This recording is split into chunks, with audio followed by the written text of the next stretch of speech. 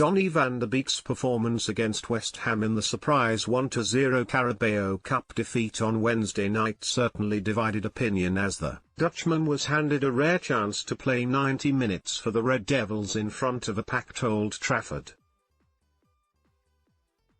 Generally, the majority of United's fan base seemed to agree he was one of the club's best performers on the night, while others would beg to differ. While it's perhaps harsh to be overly critical of Van de Beek's performance given his lack of playing time since his £34 million arrival, this was certainly no display that will shake up Ole Gunnar Solskjaer's future selections.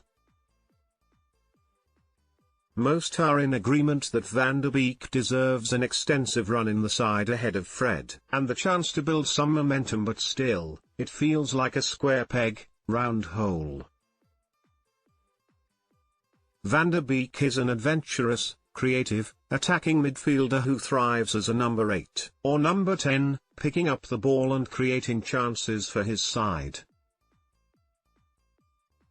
That is what he did at Ajax, where he was considered a real midfield force who had the ability to dominate games even at the highest level, most notably in the Champions League knockout stages. At United, Van de Beek looks understandably short of confidence and scared to make a mistake in fear that he'll be hooked, as he has been on several of his other starts for the club.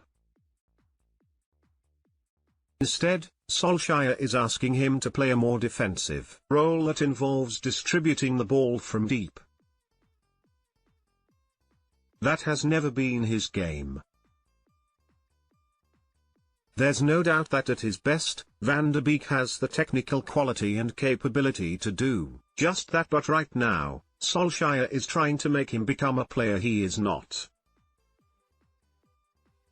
Sadly, the brutal reality is that United are not a good fit for Van de Beek, and he is unlikely to prove a success all the while Bruno Fernandes is at the club. Fernandes didn't start last night, but this team is shaped around his qualities, and it's clear Van de Beek thrives when operating in similar spaces to the Portuguese international.